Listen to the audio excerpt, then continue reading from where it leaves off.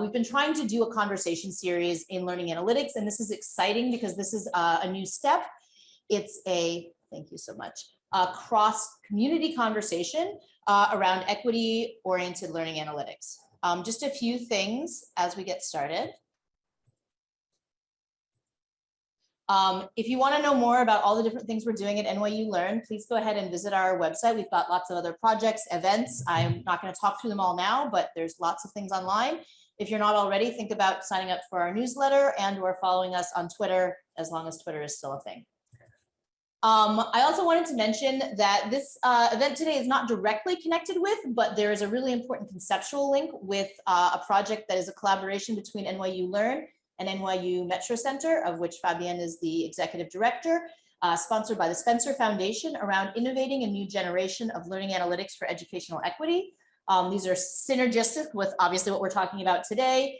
And really excited to have, we'll check who's actually here, but having some people from the learning analytics community who are interested in analytics and folks who've been working for a long time to promote equity in education and are interested in learning analytics. So really trying to create a space of conversation that's productive between these communities, because we think there's a lot of exciting potential to really innovate and do some powerful work that can advance equity in ways that we haven't been able to yet. So without further ado, I want to introduce you to our speaker. Speaking about equity-oriented educational data science opportunities and challenges, we have Ranjay Yu. He's an assistant professor of learning analytics and educational data mining at Teachers College, Columbia University, as well as a faculty member of Columbia's Data Science Institute. With a background that spans the realms of education, public policy, computer science, and economics, the core of his research agenda focuses on equity-oriented educational data science, investigating how emerging data science techniques can help us better understand and improve educational and social equity. Obviously, a wonderfully on-topic person to have joining us today. We're really thrilled to have him here with us to talk about some of the most salient opportunities and challenges he sees at this intersection to start off this conversation. So without further ado, let's welcome Ranjay. Okay, cool.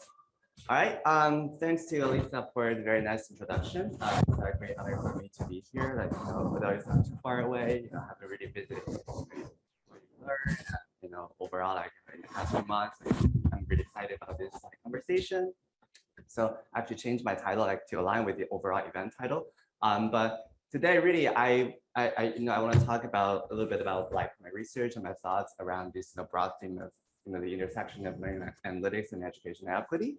And as Elisa has put, this is such an important topic nowadays, as you can see from different, communities or different, writing stuff. We have, the entire learning analytics community has put more and more emphasis on this, equity topic. We have this chapter on the new handbook of learning analytics. We have all about this equity in themes in different learning analytics programs, definitely including NYU Learn as well. So basically, as a disclaimer, I'm not a philosopher, so I'm not trying to spend a lot of time to, to really highlight what equity really means. So it's mostly I'm more like an empirical data scientist. I really want to highlight how I approach equity themes in my learning analytics, empirical learning analytics research, and really to give you some inspirations for the further discussion and the discussion later with Fabian, which I really very much look forward to. So overall, my research is really centered, as Elisa mentioned, my research overall really focuses on learning analytics and educational equity. And more specifically, I kind of approach this along three different but very highly correlated lines. So I frame them as analytics for equity, equity of analytics, and analytics of equity. So there might be confusing, but I will just delve into them a little bit. So for analytics for equity, which is mostly using learning analytics to promote education equity, and I think this is the most common themes that we see in learning analytics research. In learning analytics research, because a lot of people, when they develop models, develop data science applications, right? A very central goal is to use these kind of applications to improve equity in classrooms or more broadly. So I'll mostly I'll put more emphasis on the other two things that I think learning analytics researchers either have attended less to, or or have only recently attended to. But I'll also mention a little bit of research on the analytics for equity. So I'll start with analytics of equity. So what this actually means is, so when we talk about equity, the other side of this is like we acknowledge that there are existing inequalities in the education system. That's what we want to fix and solve, right? So that makes me wonder, right? Like, so there's educational inequality is something that education researchers have investigated for a long time. We have this a long history of the scientific understanding of educational inequality. Like, people approach that from different perspectives. Some of the more prominent perspectives, including, we look at achievement gaps, we look at unequal opportunities, and with digital technologies playing a role in the education system, we look at the digital divide. So how does learning analytics relate to this? What I see and what I do in my research is really using learning analytics to really unveil more granular and actionable patterns and mechanisms of inequality, of existing inequality.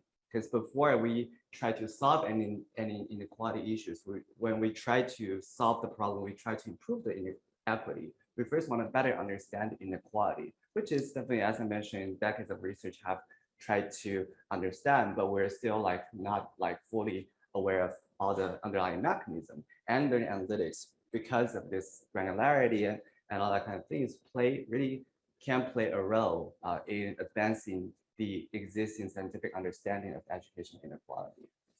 So just to give you some examples of how I really approach this, right? So one line of my current research is really focused on behavioral inequality, what I call behavioral inequality, compared to performance-based inequality or opportunity-based inequality. So because of learning behavior is one of the most prominent subjects of learning analytics research, right? We observe a lot what students do in different learning environments to better understand learning. That's what we have, the analytics researchers have done from learning sciences perspective.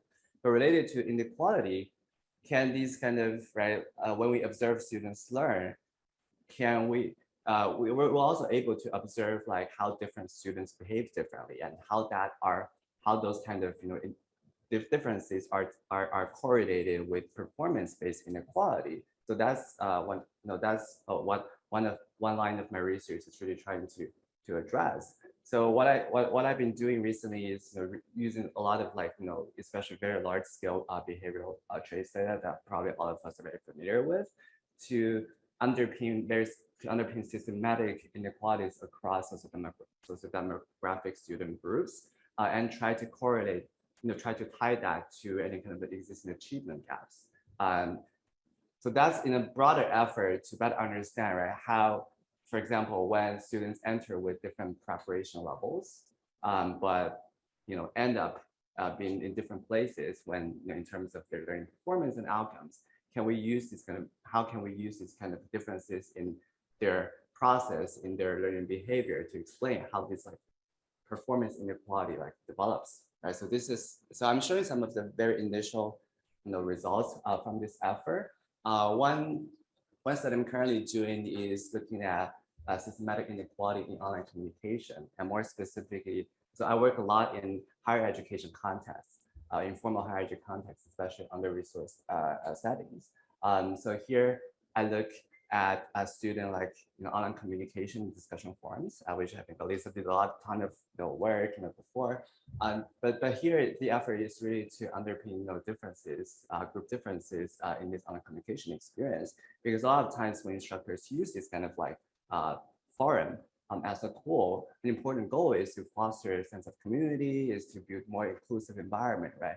But does it really achieve these kind of goals, and is there any unintended consequences? So that's this first kind of descriptive study tries to get some insights into.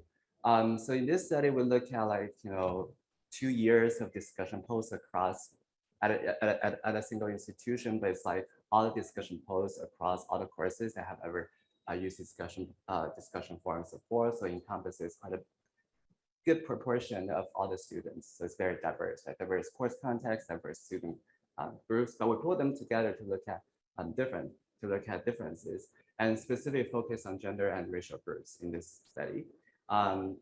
And then, using some log analysis and natural language processing, what we find out for the gender differences, we'll find that compared to male students, non-male students, which include female students and other like gender minority students, they are actually, so we look at three aspects of their posting behavior. We look at how much they post, and how much controlling for how much they post, how much they get responded to by their peers. And also we further look at the quality of their responses they receive, because that can also play a role in either their knowledge construction, but also like from their sense of community.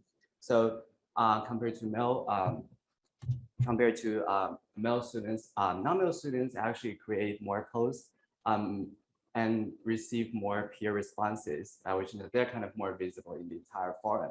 But on the other hand, when we look at the responses, they have higher semantic overlap but lower analytical thinking. What that means is that they might get more repetitive, the responses that kind of repeat what they say without like really building upon what they say. So it's kind of like, okay, it seems that they're very engaged, they're kind of well received by the other peers, but when you really delve into the content, it's not necessarily the case. When we look at racial groups, we focus on the racial minority students versus their non-racial minority peers.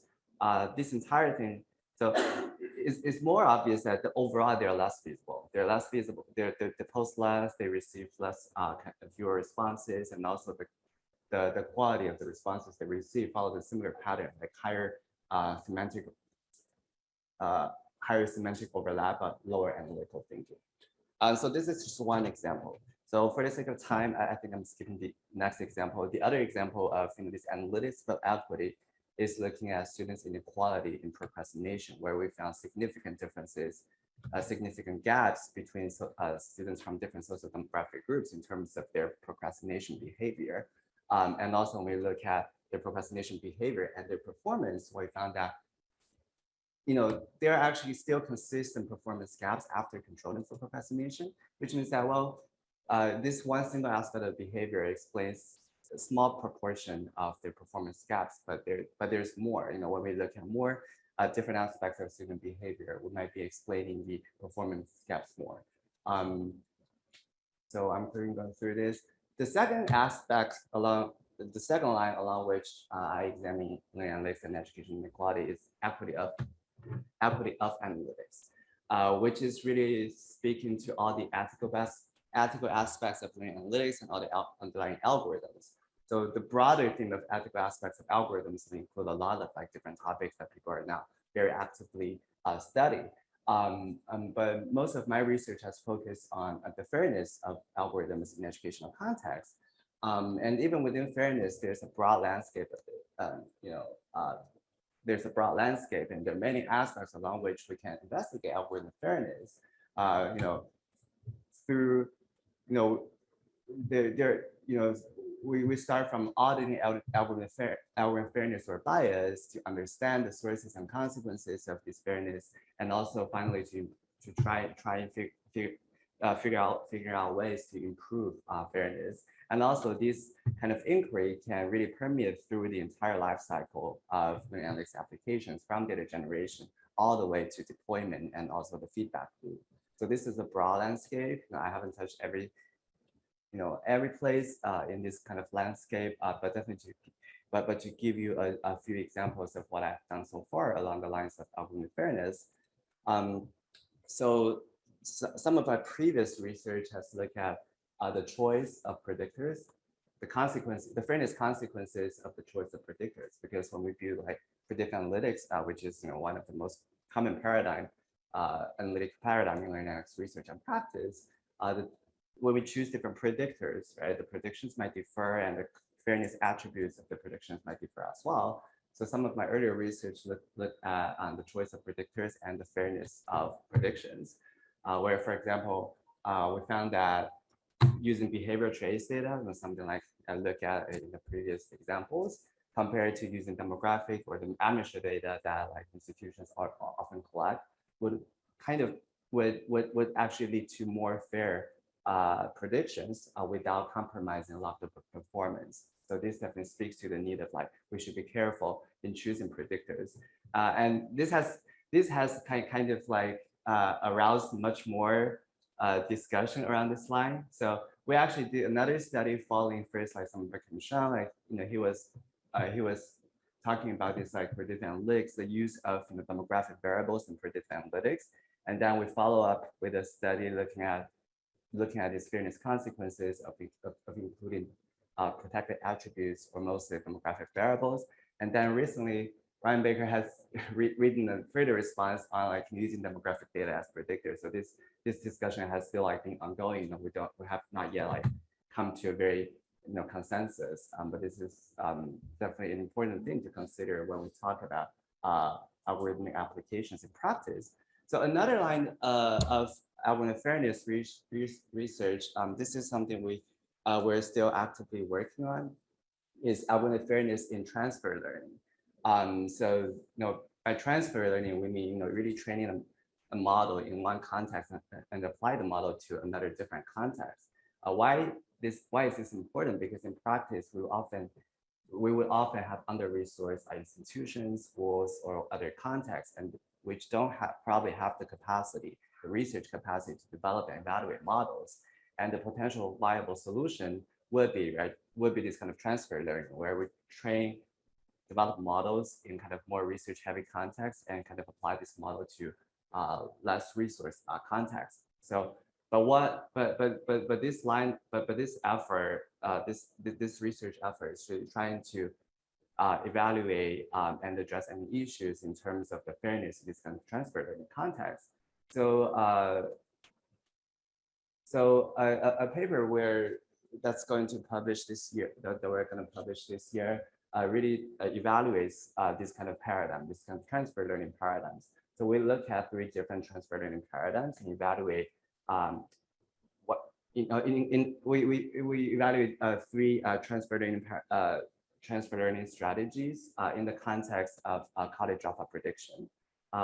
So I try to make this as intuitive as possible. So these 3 different transfer learning strategies, mostly they train their model on different sources of information and apply to a target or we see what we call like the under-resourced context, and we evaluate whether the intersectional fairness would what's the consequences in terms of their intersectional fairness.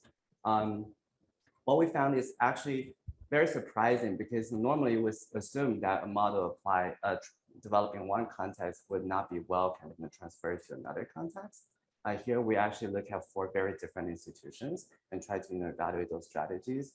The takeaway here from this study is, surprisingly, the intersectional fairness, where we look at performance parities across 4 intersectional student groups, are kind of consistent across different transfer learning strategies. And even, for example, if we don't incorporate any information from the target institution, the kind of fairness and performance like outcomes would still not be so, would still like be pretty decent, which speaks to the possibility of that transfer learning strategies in practice, because we have a lot of under-resourced schools, institutions that might benefit from this. So this is like not just the first paper out of this effort. We're currently sponsored. We're having a project sponsored by Schmidt Future on further investigating this kind of fairness and transfer learning stuff. So this is the second line along which I look at analytics and equity. The third line is analytics for equity. As I mentioned, this is the most common paradigm that learning analytics researchers are engaged with, is using developing learning analytics to improve equity, right? A lot of our different analytical models, a lot of our applications really are addressing this issue. But one point I want to highlight is that I want to highlight one thing along this line, which is the representational issue. So in the context that I mostly work with, so I work a lot with behavioral trace data in formal higher education settings. So I work a lot with Canvas data and all that kind of stuff. So when I try to survey the literature, right, I survey almost all the literature that uses similar kind of data in higher education setting in the past 12 years. One thing I found here is that I look at in which context they do their research, what kind of institutions that is. And from this survey, what I see is the majority of these, research is done in research intensive universities, regardless of the country. Right? There's some unknown institutions, but I think most of these unknowns are actually the institutions that the authors come from, which are mostly research intensive. So very few pieces of research have addressed these learning analytics problems in under-resourced institutions like technical universities or like community colleges and that kind of thing. So this is what I observed. So another line of my research is really to push learning analytics to lower resource contexts in higher education. So what this is an example of of an ongoing work, which is moving a lot of insights from existing learning analytics researchers, learning analytics research to community college settings. So I have rarely seen probably just 1 or 2 or less than 5 pieces of learning analytics research in community college settings. So that's what I want to really bring. That's a concept I want to really bring learning analytics research to, So in this ongoing research, we're basically starting with some already very established learning analytics research and replicate them in community college setting. So this is a paper that we just got accepted that looks at course level risk prediction using administrative data, using behavioral trace data at community college settings on a campus-wide level. So it's not restricted to individual courses. It's just pulling the data across campus in an effort to say, can we develop some models that the institution can deploy? So this is kind of agnostic to the specific courses, but this is kind of, can we set up this kind of infrastructure, set up this kind of predictive models as part of institution's infrastructure. And we look at these different data sources, and we found complementary value of these different data sources for different types of students, these kind of demographic or administrative data and this behavioral trace data. They have complementary, for example, predictive value, some data sources might be more helpful for students, for example, for first-time students. For first-time students who don't have a lot of academic records in college, the behavioral trace they have from their first semester of study would actually be very useful in terms of identifying the risks for them. So things like that. So this is also a first step of our effort to really making learning analytics useful in community college settings. A note on this, this is the first time I engage with under-resourced institutions. Then I really realized that, right? You see, this is a very standard in analytics research, but actually behind the scene, we spend a ton of time just building the data infrastructure for them. And so they have the data from the vendors, but they don't really have any insights, capacity, infrastructure to handle the data. So behind this research, we just, we use the research, my collaborators and I, we use the research resources to build data infrastructure, to build database, get all the raw data loaded into this database and do all the kind of things. So mostly, so this is all the kind of heavy duty behind it, and that's really important for under-resourced settings. So back to this broader kind of picture of how I approach analytics and education equity. I of course think that there should be more effort, which I'll do as well in the future to really use these different pieces to inform each other, right? Because they are inherently connected. After understanding existing inequities, we can design better analytics applications to improve equity, right? For example, or things like that. And beyond all this, I want to finally talk about a few thoughts or reflections based on my research so far. One is about, so a lot of learning analytics researchers have talked about context, importance of context. And there has been several like famous papers that basically convey the message that context matter, right? There's no one size fits all in analytics. We should pay attention to context. But what's really not addressed that much is how context matter. And we all know that there's no one single model that fits all different contexts. But what are the principles of determining on a certain model given the existing context, given the specific instructional context, given the specific institutional context? I was from the same review. I was looking at most of the learning analytics research in the context that I work in, address like do the kind of empirical research from a small number of classes, which definitely don't have the power to speak to how context matter. But this is something that really should be kind of focused on in the future. The second thing is about we're always optimistic that learning analytics can improve equity, right? Can improve student learning. And then I was wondering where the effects are. So from these past surveys, I want to see how much rigorous evidence we have about of learning analytics interventions improving student performance or equity than from a rigorous kind of experimental or program evaluation perspective. So basically, I have a very kind of limited, like very rigorous evidence on what are the effects of learning analytics applications or interventions. Definitely, I think now people are doing more and more kind of rigorous evaluation of these programs, but I think this is another direction that people should be focusing on. The last one, this is the last slide actually. Okay. The last one is, I'm not super confident about of talking about this because I'm more like empirical learning analytics researcher. But I do want to share like some of the things when we think about from equity to justice, right? We from providing everyone the opportunities they need to removing the barriers that create existing inequities.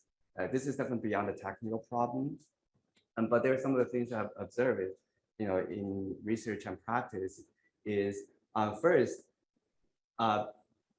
there's a trade-off between we always think about like using technology, data analytics to transform the system, versus there's a lot of like existing reality that probably is not that like as exciting. This is the kind of one trade-off that when we do research and practice, we need to attend to. The other one is a lot of times we focus on people focusing on algorithm fairness or bias. They focus on the imperfect aspects of algorithms.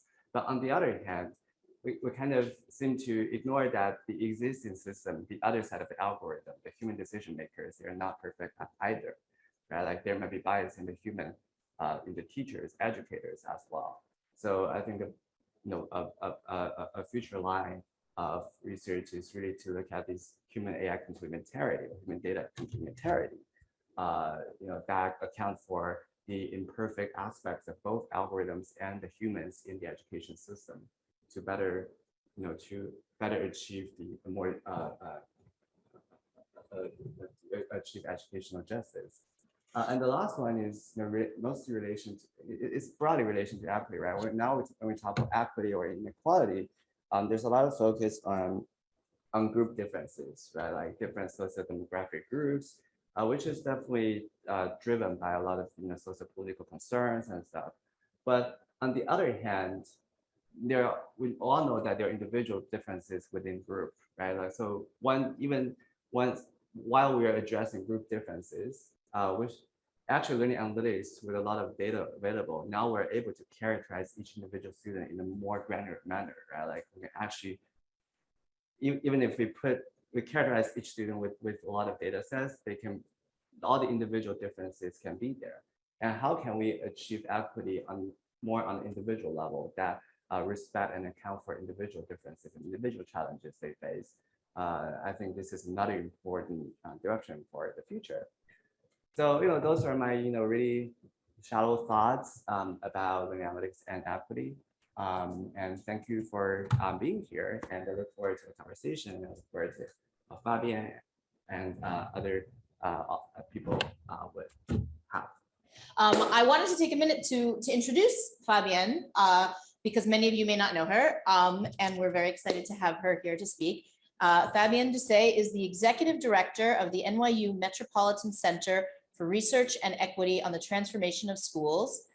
Generally, we call it NYU Metro, and as well, NYU Metro Center, excuse me, as well as an Associate Professor of Early Childhood Education and Urban Education here at NYU Steinhardt. Born in Spain, raised in Haiti, and migrating to the US at the age of 10, Fabienne embodies a hybrid identity that is mirrored in her interdisciplinary approach to examining how immigrant and US-born children of color and their families navigate education in the United States. As a critical ethnographer, she studies for how taken for granted beliefs, practices, and values in the US educational system position linguistically, culturally, and socioeconomically diverse children and families at a disadvantage, and seeks active solutions for meeting their educational needs. Both for her work as a researcher and in her work directing NYU Metro Center, I think Fabienne has a lot of interesting perspectives to offer us here today. She's a close colleague whose work I respect immensely, and we're very excited to have her reflect and respond to some of the ideas that Ranjay has just presented. Give me 2 seconds to put you big, and then we'll let you take it away. Okay, it's all yours, Fabienne. Thank you. Okay, thank you so much. Thank you for that generous introduction, Alyssa. And I also very much value you as a scholar and as a collaborator. And it's been really great to think about these issues with you. So when Alyssa reached out to me about this collaboration for this Spencer grant, I was sort of like, well, I don't really know much about learning analytics at all, and I sort of felt like, I don't know if I'm the right person to do this. And she was sort of like, but that's the point, right? The point is that our communities often don't know each other's work very well and aren't often in conversation, but we really should be. And so I've been really grateful for the opportunity to enter these conversations and to start thinking about what the possibilities are for learning analytics in conversation with equity. So I'm going to keep my comments pretty brief because I would love to make this more of a conversation. And I saw a lot of activity in the chat, which is always wonderful to see such an engaged audience. So I hope that I want to, make sure to give enough time for some rich conversation. But I'll just make a few sort of high-level comments. Overall, just generally speaking, I just want to just speak to the power of learning analytics and as a tool and the potential that this tool has for informing the way that we approach teaching and learning, the way that we approach and address the issues that students are facing in schools, and the ways that having access to these data can help us to really kind of address problems and issues very directly and sort of face on. I think that also,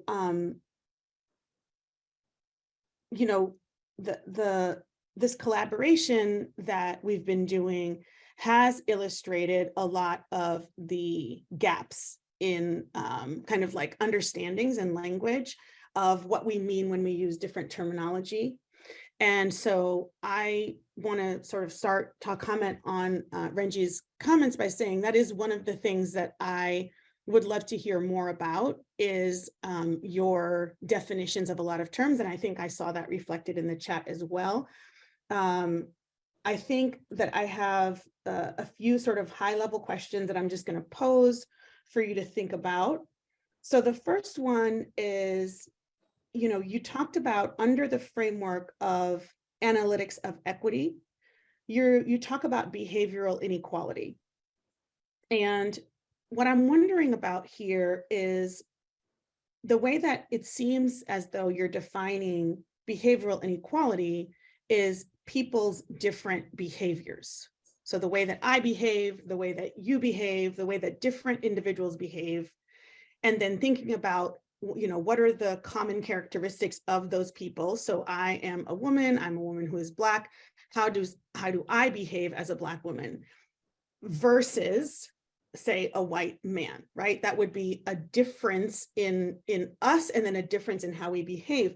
But what I'm curious about with this framing is whether when you're analyzing differences in behavior and framing them as inequalities, whether you're putting the actor, whether you're putting the onus of inequality on the actor. In other words, if there is a difference between the way that I post and the way that a man posts, and that this results in some other kind of inequality further down the line, but we're talking about behavioral inequality, is the implication that I am responsible for the fact that there is some down the line consequence of the fact that, you know, I post differently than this other person, right? So I hope I've explained that clearly myself, because like I'm saying, I think part of this work is really just about us communicating with each other and really trying to understand each other. So I hope that my question is clear, but I just to, you know, try to maybe put it a different way, I'm just wondering about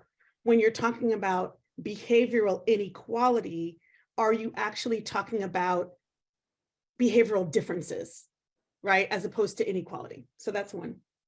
My second question is related to your second framing around equity of analytics and thinking about fairness. And here, my question is actually really around what you are defining as the transfer of learning and thinking about intersectional fairness. So I'm really curious about when you're talking about transfer learning, what exactly do you mean by that? And when you talk about fairness in that, what you mean by that?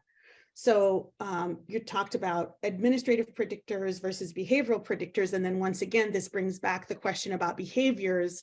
You know, exactly what are we talking about here? And what is that telling us, or what are you proposing that this tells us about fairness and unfairness? My last question is related to your last point around analytics for equity and talking about representation. So I'm wondering, as you mentioned that the majority of this research on analytics for equity is conducted in research intensive institutions. And, you know, you talked about how underrepresented, for example, community colleges are. And I would just love to hear you talk more about what are the consequences of this in terms of the research evidence that you know, what the body of evidence that begins to get built you know, happens when we have this kind of imbalance in representation. What are the consequences? What are the implications? And what are we missing when we are not, you know, having access to like a broader range of information about these different institutions and their representation? So I would love to hear about that. And then my last comment is actually going to be just to encourage you. So you mentioned that equity is not exactly like, in terms of like the philosophy or the concept itself is not necessarily your area of expertise. And so I just want to encourage you to delve more deeply into that concept because recently, and I would love to have a conversation about this as well. So this is actually going to be my last point, but it's related to my overall comment about like encouraging you and others to like sort of delve more deeply into the meaning of equity. Like, what do we mean about this concept of equity when we talk about equity? And so that is that when I was recently looking for that very same graphic that you shared of the baseball fields, because I'm familiar with that graphic and I was preparing a talk and I was like, oh yeah, I want to, you know, let me pull that graphic into this talk. And I was, you know, sort of surprised to find that there was an interesting critique of this graphic. So the graphic used to be, back in the day, it used to be the first two images, which was the people peering over the fence on the same size box, and then the ones where everybody has a different size of box and like that's equity, right? And then came the third slide, the third image, which is represented in a few different ways. I've seen it presented with that fence where everybody can actually see through the fence, but there's still a fence. And then I've seen it where there is no fence. And it's sort of like, why, you know, kind of like this capitalistic critique, like, why should there be a fence? Everybody should be together, you know, okay, cool. But then what this critique was saying was this, even this imagery of these of having people of different heights still puts the inequality in people, right? It's sort of it's about height differences, and it's perpetuating the idea that the differences that we are trying to address with equity are inherently biological. So I thought that was a super interesting, argument. And what they are arguing for, and in particular, I'm referring to scholar Heidi Sohn, who writes about something called fake equity. And Heidi proposes the imagery of a bicycle as a way to represent equity versus inequality, because when we have a bicycle as the symbol, what you see, and if you like Google it real quick, you'll see, if you do like equity bicycle, you'll see that they're showing different kinds of bodies, and the accommodation is the bicycle itself. So the equality is sort of everybody has the same bicycle, and then equity is we are going to actually create different kinds of bicycles to accommodate people's different needs, different bodies, et cetera. Interesting. I think that also could have some flaws, right? Even that framework can have some flaws, but I think it's an interesting and really fascinating point, which connects back to my question about behavior and where does it reside? Where does the inequality reside? So I would really love to have this broader conversation about all these issues. And I'm happy to repeat anything that you would like me to repeat, but really excited to engage now with you and everybody else.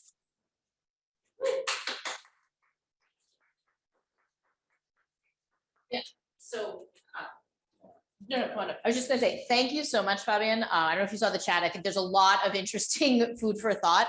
I think first I'm gonna give Ranjay the chance to respond, and then we'll try and get in a couple of questions. Right now, both you are spotlighted and Fabian, and then I will manage questions online and in person. Thank you.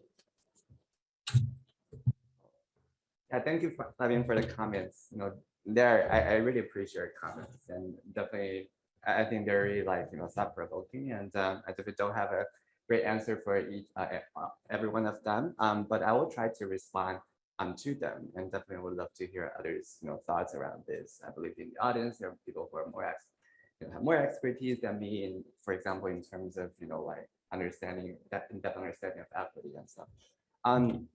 So your first comment about this behavior inequality, right?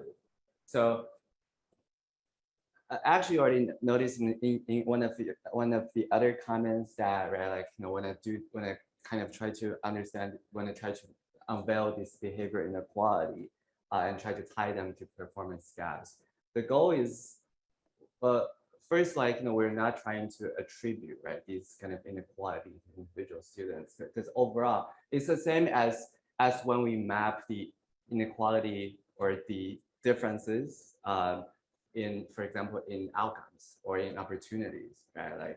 By education researchers. For that case, the goal is never to blame students or attribute those differences to students. If we see a students are not performing well, performing in satisfactory manners, the goal is not to blame them, right? The goal is we're able to identify where the gaps are, and we're identify, especially now when we have the behavior inequality and this performance-based inequality, we're able to unveil the mechanism. We're able to, understand how the performance-based inequalities develops through students' different behaviors, and this mechanism might differ across different students. And then that's actually more actionable insights for people who have the power to make changes, who have the power to support students, our educators, our teachers, our administrators, and all these different stakeholders. That's really an effort to provide more, granular, actionable insights, to set more individualized and more timely goals for them to act, because eventually we want to reduce existing inequities, right? And this behavior is definitely one of the many different aspects we can better understand these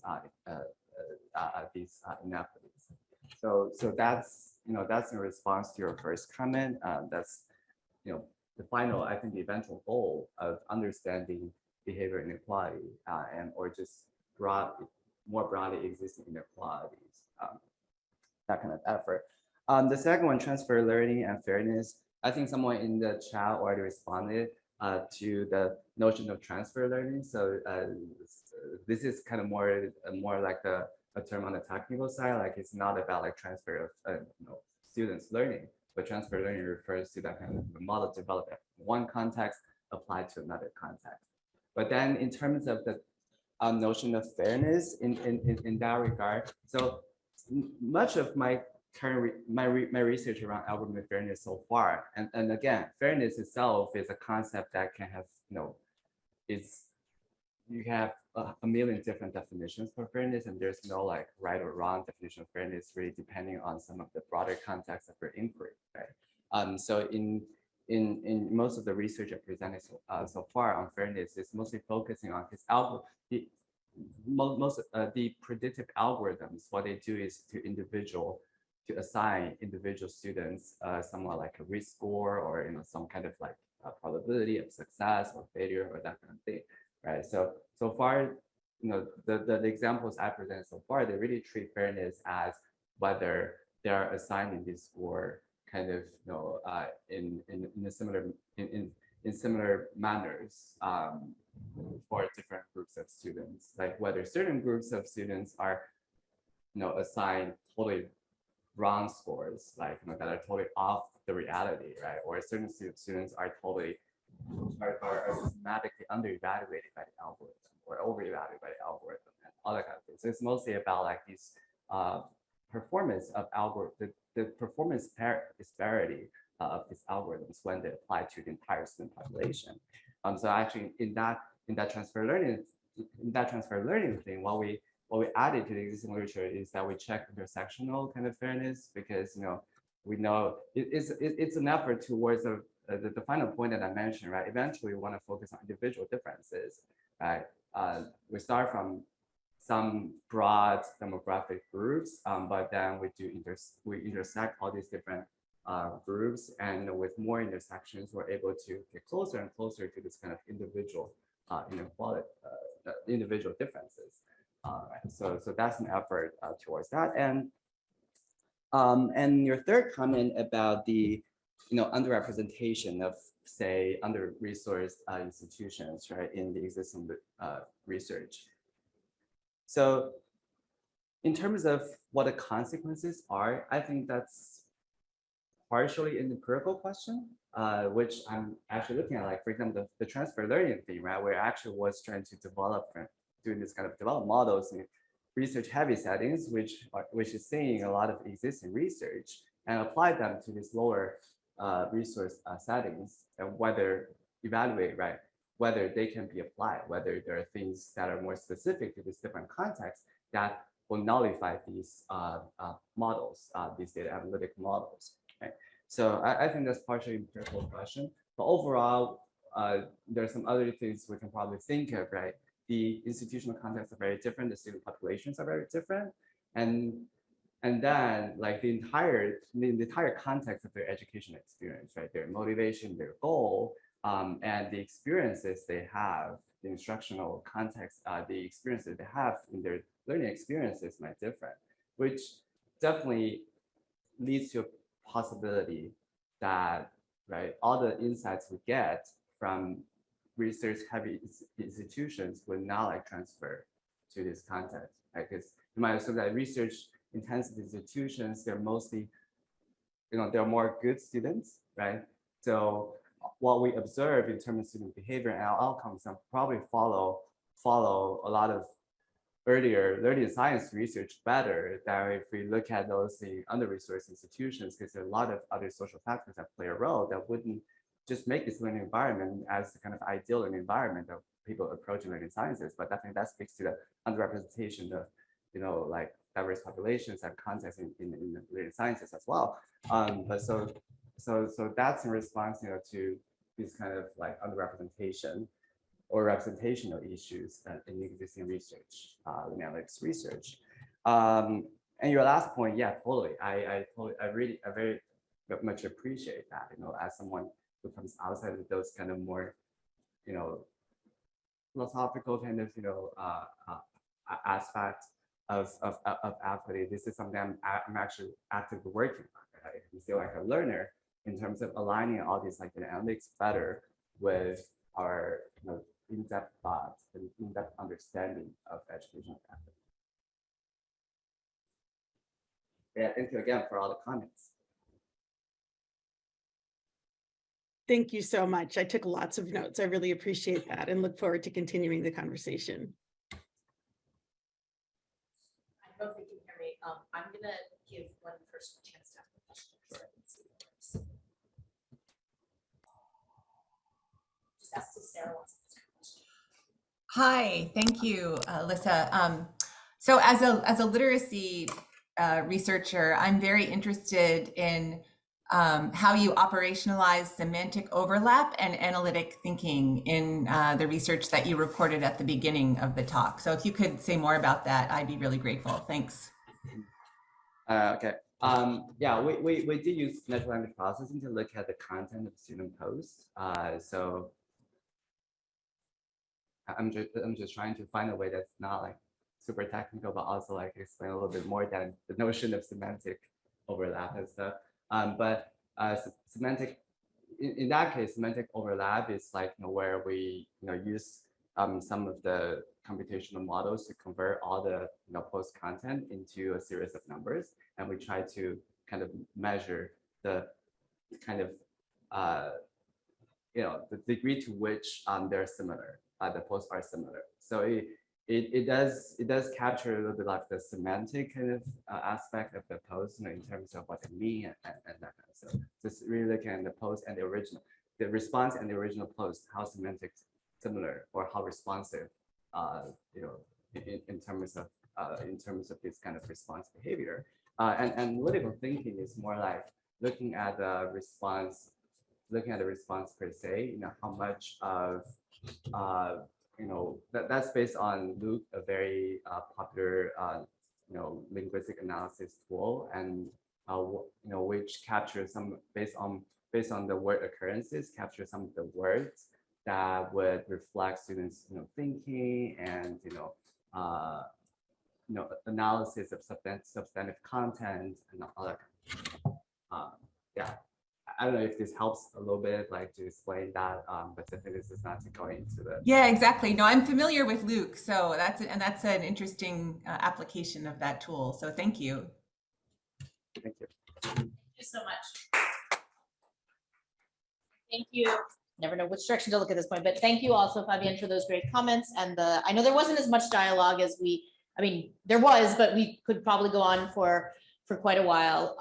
But hopefully this is the start to many more conversations like this. I know we're starting to lose people because it's at the top of the hour. So I just wanted to take a minute to say, I have a lot of notes about really interesting things that have arisen that hopefully we'll have more conversations going forward. There was one thing in the chat that I think is really interesting for both communities, which is thinking about the differences in what we are able to track, what we care about, and what we attribute it to. So there were some questions about how do you operationalize behaviors?